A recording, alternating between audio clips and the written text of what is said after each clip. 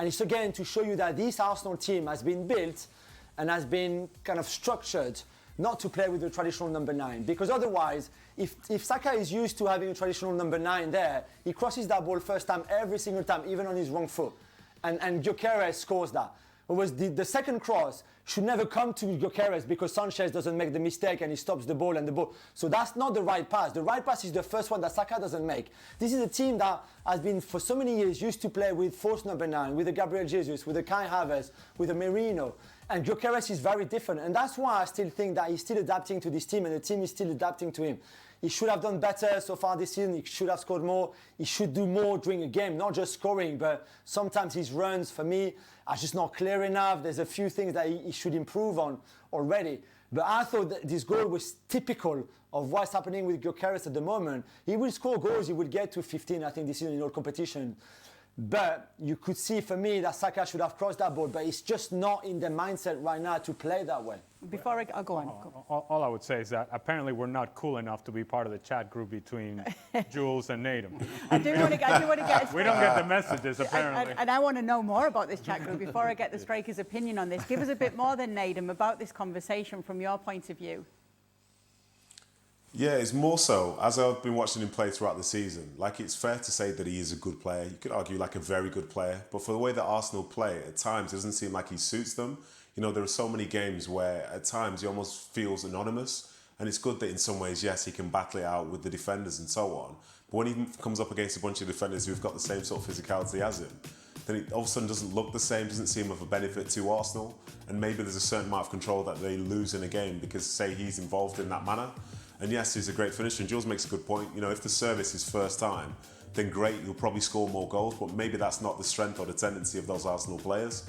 So I try and think to myself sometimes, like, he's a good player for them to have, but I don't think if they win the league this season, it will be because they signed this number 9, which so many people have been talking about for the last, say, couple of years. Because I think for me, the way that Arsenal are, their strength comes in the collective, not necessarily 10 people potentially trying to feed one.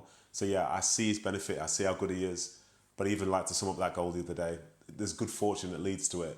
And in some ways, like, it felt weird seeing all the Arsenal players rally around him saying, oh look, well done Victor, well done, everybody celebrate Victor, he's finally scored. That doesn't really seem like the type of energy you'd have around a striker who's potentially going to propel you towards the league title. Would you like to state your case from the forwards union here? Well, I mean, it's in the same neighborhood of sometimes what we see from Manchester City and Erling Haaland. That it seems like he's just a passenger in the game when Manchester City has decided, as they do many a times and for long periods of time during a match in which it's just passing around the box, just passing, and they don't take advantage of what they have in front of them, which is, in the case of Erling Haaland, a world-class striker. Now, I don't think Gyökeres is at that level, but if indeed you're going to take advantage of a number 9, he needs, and this is not a mystery, he needs service. He needs service. And if you're a striker, you live and breathe and die on service. And I equate it as a source of life. If you're a striker and you're getting service, you're more likely to make the next run and to make the next run after that, because you know in your heart, in your soul, you believe that that ball is coming. When that ball doesn't come and you've made one run and you made a second run and you made a third run, when there's the fourth run, you're like, well, I don't know. I don't know that it's coming. I don't know that I'm going to get the service. And it limits your game. And I think Gyökeres is a guy that is not going to create on his own. He needs service. And it affects every part of his game. And that's the part that he should address, that it shouldn't affect every part of his game. But his movement stops, his level of activity stops, and it's because he knows, as the guys have referenced, that the service is probably not coming. Stevie, Kai Havertz is back. Has Gyökeres done enough to keep Havertz out? You'd have to say right now no, because Arteta keeps picking him. You know, Arteta clearly thinks eventually he's going to come good and get the amount of goals that they brought him in for.